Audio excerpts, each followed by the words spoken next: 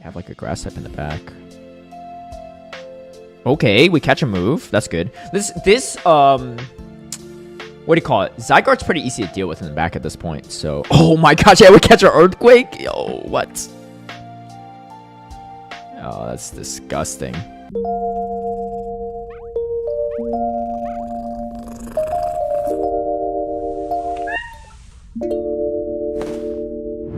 Hey everyone, I hope you're doing well. We finally did it from $29.99 10 days ago, and we finally hit Legend this morning. So I'm going to go over my last two sets running my team, and I also streamed, I believe, 4 or so sets last night. So I'll link that stream down below in the description if you want to see any additional battles and matchups, just because I know that I won't show every possible matchup in this particular video, but I've overall been on a huge positive climb with this team. It is an Ultra League Corviknight with a Credilli and a Gastrodon. Sorry, I forgot what the rest of my team was.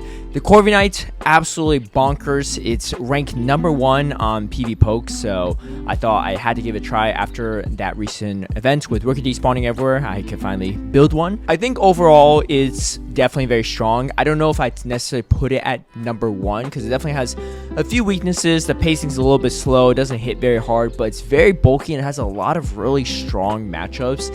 And we're going to take a look and see how that goes. I do think that the Credilli and Gastrodon was also very, very solid for my team. In particular, the Credilli, I think, was able to shore up a lot of matchups, and then Gastrodon in the back could honestly even be any other mud slapper or ground type or even water type to close out a lot of these wins. Let's get to the battles. I have my last and 2 final sets as I lead up to Legend. Before we get into the battles, I want to give a big shout out and thank you to all my patrons who've been supporting my content creation. If you'd like private one-on-one coaching, scrims against me, some of my league guides and strategies ahead of time, or even tune into my live stream battles, feel free to sign up through the Patreon link down below.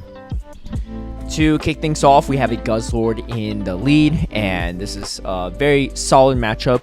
The crunch brutal swing damage is neutral, so we're depending on which one they have, and the debuffs can start coming in, but resisting all this Dragon Tail damage is very, very nice. Corviknight is super bulky, so anytime where you can resist their fast attacks or charge attacks, you're going to be in a pretty decent spot. And most importantly too, Guzzlord's pretty strong in the back, and they start shielding. So typically I do stay in this matchup, but if they start shielding, I sometimes swap out, and I'm going to swap over to my Credilli. Credilli has a lot of play into Guzzlord, and so does Gastrodon, so I'm not super concerned. And the fact that they chipped me first and then swapped is a pretty good sign. It means that Credilli is generally pretty strong here. There's always a possibility they have a Virizion in the back, some type of fighter, but given that they have a Guzzlord lead, it's less likely. And the whole point with the Credilli safe swap a lot of times is you could debuff and flip switch advantage, or you can draw out the potential Virizion, because a lot of teams do have Virizion in the back. And I'm in a very commanding spot at this point in time. There's a Guzzlord still, but the Guzzlord's pretty low on health, and the fact that they're coming in Guzzlord is a really good sign for me because I have a shield advantage. I still have all 3 Pokemon, and it's just going to be their Gastrodon on the back. So, very, very nice. I think I might swap over here. Oh, no, I don't have a ton of... Oh, yeah, I do a swap over just to chip it down a bit. I do end up giving up some energy. Great counting on the opponent's end to not even throw a move there. I was hoping I can maybe make them panic throw a move, but that being said, I lose charge attack priority. I do get the earth power off, though, and that should be plenty enough. And even the Guzzlord has some energy. I actually don't even think it's enough to take me. Actually, it probably is, but they'll have to throw the energy there, and they don't have to move. So that's gonna be a win for me right here, and we go into a Galarian Weezing. Now, not every Galarian Weezing has overheat, but you have to respect it. So you're able to get to Iron Head before the overheat is thrown, which is nice. And typically, if they stay in here, I always assume it could be overheat. But if they bait you, you always want to try to go for a potential catch, which is what I do right here. Because this is usually the overheat. But this one, they just do Brutal Swing. So part of me thinks that maybe they don't even have overheat, and they're just really, really weak to the Corviknight in the back. And we draw the Virizion. That's definitely what we want to draw out, because it makes the matchup a lot easier for the Gastrodon in the back. But they still have a lot of health. And the scary part here is that if they play this well and they swap out the Virizion loaded with this much energy, it's going to be a problem. So they actually decided to come in with the Galarian Weezing, which is interesting. So I'm actually going to farm down with the Gastrodon, expecting them to probably come in with a Leaf Blade onto my Gastrodon. So I'm going to have to try to catch a Leaf Blade as soon as possible, but they have a ton of energy. I think I've got to the Iron Head. I don't know if it was Charge Attack priority now. Hopefully it is, because then I could get it off, and it is. So that's something. We'll grab a shield in all likelihood, but I'm a little worried that their last Pokemon is pretty strong into my Corviknight, and or pretty weak to my Corviknight, actually. Ends up being a Lapras, so kind of on the more neutral end of things. And this matchup is kind of, you know, not the best, but I am going to take this move and then swap over to my Gastrodon. I need to start farming up as much energy as possible here. I think I just go straight for the Earth Power, because if I go grab a shield, that's pretty good too. But I expect them not to shield, and they do not, which is quite good for me. Just going to go straight for the Mud Slap down at this point. And they have a move. This is a little bit scary because I do get outpaced here. So what I really need to do is try to catch this final move on my Corviknight. Can my Switch Charm come up? It does. This is massive for me. But they get to these moves still pretty quickly. And unfortunately, just on Charge Attack priority, we are going to lose that. If I get that move off, I probably win the game. So very, very close game. Despite them having not a great lead, they played it out very well. And, you know, that Virizion very strong in the back end against my team. Shadow Steelix. This is not the worst matchup for Corviknight, but you have better matchups with the Cradily and the Gastrodon. It's particularly the Gastrodon, so typically speaking, I want to just get the Gastrodon on it if possible. Now, this is actually very tough, right? They played this really well in the sense that they make it so that it's hard for me to pivot out. So what I'm going to do instead is that so I can't flip switch advantage, obviously. So I'm going to bring in the Corviknight. Now, our timers are misaligned, which means that the Steelix is going to come in pretty soon. However, once the Steelix comes in, I can bring the Gastrodon in. And that's pretty good. And most of the time, Steelix is running Psychic Fang's Breaking Swipe. So I resist at least all the Charge Attack damage. It's just that the Thunder Fangs are adding up. However, like I said, this is not the worst matchup because super effective sand attacks are starting to add up a lot against the Steelix. We even grab a shield, which is huge, and then now I could try to Mud Slap down, right? So the timers are misaligned by quite a bit, so I actually do get the Gastrodon versus Steelix matchup eventually. And this person is actually running a Confusion Cresselia, which is actually really throwing me off here. You rarely see that, but I think they're going for a lot of fast attack pressure with the Thunder Fangs, the Dragon Breath, a lot of debuff opportunity, and then just come in with Confusion. I don't know. I personally wouldn't really run it, but maybe it's worked out well for them. But because they're running Confusion, I am debuffed, but the pacing's still really slow. And because of that, I can swap out here, and that's always going to be good for me. I actually don't mind if they take me out here, and they do take me out with the Steelix. I'm going to wait out the timer a bit, but essentially I just want a little bit of energy advantage here. If I throw the move at the Steelix, it's actually not really ideal for me. And yeah, I'm going to shield this up just to get the Earth Power off. If they shield, I have a Rock-Tomb banked from earlier, and I'm hoping they forgot that too. So they do shield it up. I get the Rock-Tomb off. That is always going to be very, very good. And then let's see if we get to move against this Confusion Cresselia. It is a little bit on the slow pacing side. The Confusion damage adds up quite a bit, but we do get the Rock Tomb now. So, and then, yeah, they're going to finish me off with Dragon Breath, but I can Mud Slap down. So, pretty good matchup. Overall, that's a really tough lead, right? I lose the lead. I lose the counter swap, right? Dragon to Grass, and then it's Cresselia into Mud Boy. But the Confusion definitely helped with the Cresselia for me to be able to potentially flip that matchup. And then also just pivoting back and forth was a really big saver there too. Poliwrath is not something you see super often. But my whole team has some play into it, so I'm not super worried. The counter damage is going to add up. And I know I could tank one Icy Wind, so I do decide to tank it. However, this is actually a little bit dicey for me that I didn't really think of at the time, is if they shield and counter me down. So, yeah, let's see what happens here. So, they end up letting the Grass Knot go, but they shield here, and they get the counter down, which is really uncomfortable for me. So, at this point in time, I'm thinking Corviknight doesn't have a ton of play, so I'm just going to come in with Corviknight, absorb that energy, and hope that my Gastrodon can sweep in the back. And if it can't, we might be in trouble. And it ends up being a Mana Buzz, which is actually very, very tough for this team. Your best matchup is actually probably Cradily, which is weird to say at times, but the Grass into the Flying type is actually a lot better. And then in comes their Gastrodon, which is not too bad, but this Mud Slap damage is really starting to add up. And they actually didn't throw a move here, which is weird. Maybe it's Charge Attack priority, I don't know. But I probably would have gone for the Body Slam if I were them. Things are not looking great. I still have 2 shields though. But the Mana Buzz is very, very bulky. And Sand Attacks are doing double resisted damage.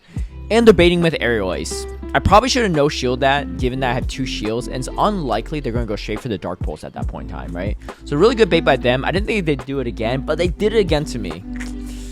Yikes. That is not going to be a good time. I just need to put this in Body Slam range, but it is not even close. And double resisted Mud Slap is not that much better than double resisted Sand Attack. It is a little bit better, but not by much. And I'm going to try to get to the final Body Slam, but I unfortunately don't make it there. And I do get hit by the Dark Pulse, and I get snarled down. So if I just shielded that Icy Wind from the Poliwrath, I might have been in a much better spot. But that Mana Buzz was a huge core breaker for me. It just made life really tough. But well played by them. So we're, I think, 1 and 2 or 2 and 2. I don't know. It's not a great start for sure, but I think they're just small little micro decisions that I could be doing a little bit better here. But we do catch ourselves in a pretty good lead with the Zygarde. Similar to the Guzzlord, you're just going to resist a lot of this damage. It doesn't hit nearly as hard as Guzzlord because it's a lot bulkier, but at the same time, it just takes a lot to get rid of. They didn't throw a move there, which is kind of weird. I thought they could have gone to one more, but anyway, they come in with a Fortress. This is obviously not great for the Corviknight, and I have decent play in the back here, so if I could get the Gastrodon on it, that's ideal. But they're not swapping out, so part of me thinks that maybe they have a water in the back, maybe like a Lapras, a Feraligatr, maybe their own Gastrodon even, right? I mean, I can see why they would stay in, given that it's got to be something that's not great into Corviknight, right? Because Fortress is great into it, and Lapras and Feraligatr aren't terrible, so part of me is really thinking that they have like a Swampert or a Gastrodon in the back, right? So the resisted ground damage. Oh, it actually ends up being a Golisopod. Honestly, if I was the opponent here, I probably would have swapped over to my Fortress or Golisopod, because Golisopod is actually not bad into the Corviknight. You do have the shield though, but it's not terrible. So they would have been in an okay matchup there. I do really want to get this Rock Tomb off to debuff, because that will make my matchup a lot easier. But because they did save this Golisopod for the end, the Gastrodon is actually in a really tough position. So I am just going to, just Mud Slap this down. I need as much energy as I can. I do get debuffed, unfortunately, but I can always pivot over and clear the debuff if need be. And now I'm going to start shielding, because this is full damage Aqua Jet, not debuffed. And another play I could do here is go for a timeout strategy. I don't know what the timer's at right now, and it's at, it's almost there. So we have the potential for the timeout, and I should have just thrown another move here, but instead I go for a Mud Slap, which is a little scary if they have back-to-back Aqua Jet, but if they did, they couldn't get it off. So we are able to get a 3-2 there in the end. Kind of a close one. I maybe could have played that a little bit cleaner in the end game, but we end up getting the positive set, and we're going to slowly climb up towards that legend mark still. We have a Galarian Weezing, Shadow Galarian Weezing here, and it's, I think, a little bit better for the Corviknight, because the Fairy Wind damage is not doing anything extra, and as long as I shield the overheat, I'm in a good spot, and they actually just throw the overheat right away. Anytime we see these instant water swaps, I usually come in Credility right away, especially with the Galarian Weezing, because even if they decide to flip this matchup, like shield and throw moves, they have nowhere to go with the Galarian Weezing into my Gastrodon, so I'm in a pretty commanding position. And usually here, even if they farm me down with the Galarian Weezing, it's not a problem either, because typically speaking, you don't want to get hit by overheat from the Galarian Weezing, but I guess the Gastrodon, no big deal. So I usually come in at Gastrodon at this point in time, and if you're bulky enough on the Credility, you can get a Rock Tomb off too, which is a sizable amount of damage. Quite a bit, actually. And in comes the Lapras. At this point in time, there's just nothing they could do, right? Because even if the Lapras takes out my Corviknight, I have the Gastrodon. So, and the Galarian Weezing is very low on health at this point too, so you're going to be in a very good spot. Yeah, this team is very, very strong into Galarian Weezing, and typically I see a lot of them in the lead, actually. Speaking of Galarian Weezing in the lead, we get another one. This time not Shadow, but Shiny. So, pretty nice. In comes the Feraligatr, and sometimes in these positions, I actually pivot out, because my Corviknight's not bad. into the Galarian Weezing, but also I really want the Gastrodon on the Galarian Weezing. And most of the time, the Galarian Weezing is not going to stay in. So this is why I'm double shielding my Credilli, because if in case they have like a Lapras, a Jellicent, a Gastrodon in the back, a Blastoise, I really want that against it, right? So that's why I'm going to swap straight away. In comes a Runerigus, also a ground type though, which is still pretty solid. They haven't seen my moveset on the Corviknight yet, so I'm going to pretend that I might have a payback, because it's always a possibility. I've seen a few of them in Ultra League, but yeah, not a ton. So they do shield my Sky Attack, which is fine, because anytime I can grab shields, it's going to be a good spot for me to be in. And then, yeah, we're going to come in with the Credilli here. I can survive a Shadow Ball, no problem. And the fact that I think I threw this Grass Knot on Charge Attack priority. No, not quite. But I'm going to throw it now. I just want to get rid of this thing. And now we have the Gastrodon. If they shield, that's fine too, because I can Mud Slap down. And there's, yeah, there's nothing you can do at that point. Like I said, this team is very, very strong into Galarian Weezing. You do see quite a few of these in this season, so always going to be a good time when you see those. We got a Pangoro here. These fighters are always a bit annoying because they have a move that could just do a huge chunk of damage.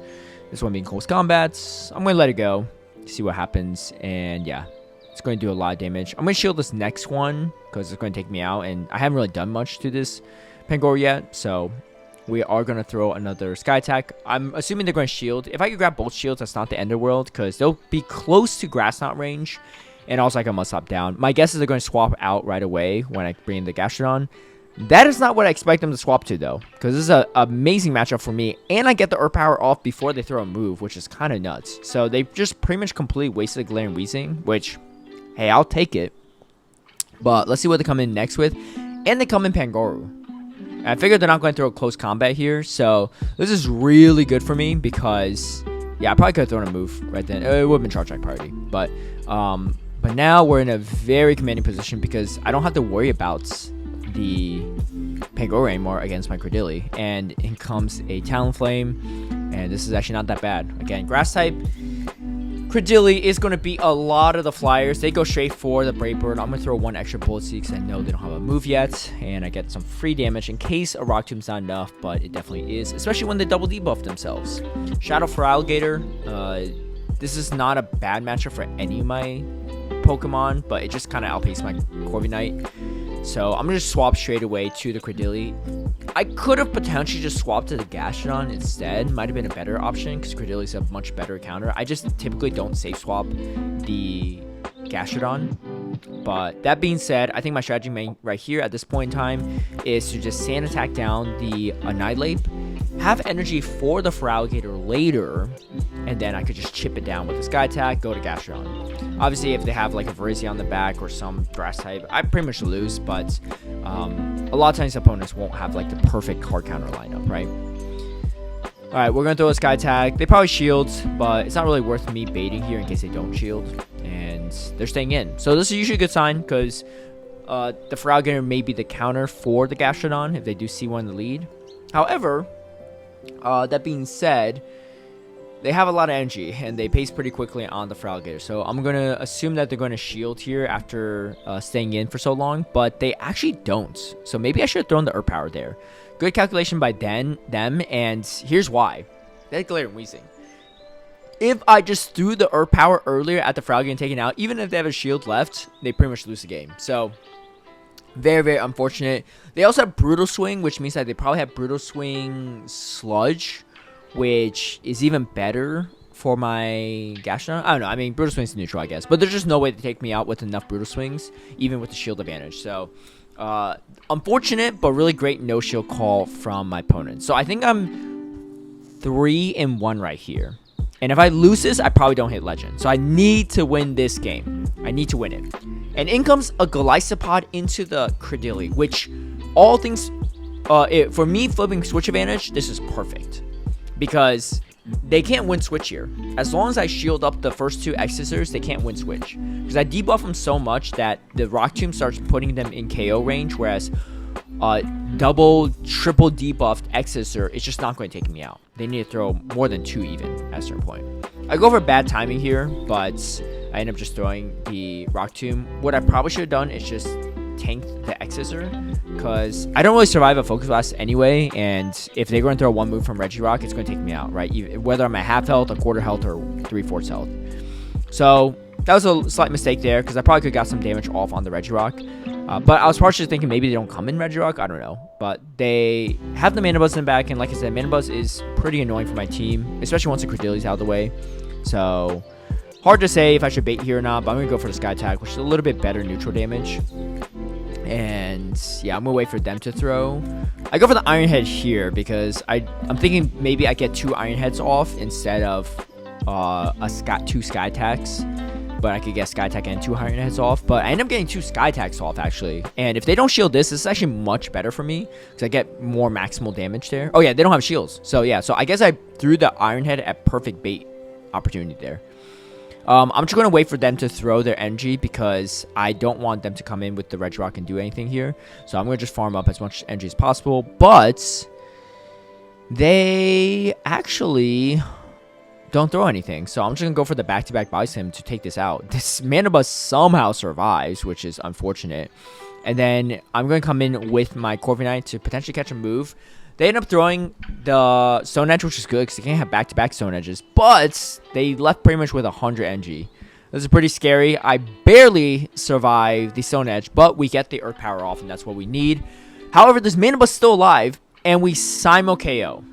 So I went 3-1-1 in this final set, which luckily was good enough. So I didn't have to win it. I just couldn't lose that last battle. But yeah, that's going to be it for my Legend run, my last 2 sets of battles. I hope you enjoyed that. And like I said, I streamed for about like an hour and 40 minutes yesterday running the same team. So if you want to see more matchups and more of me like talking through my battles, feel free to check out my live stream VOD. I will link that down below, and you can just watch it however you want. Honestly, it's kind of a long video, so you can even watch it on 1.5 speed, 2 times speed if you want to speed it up.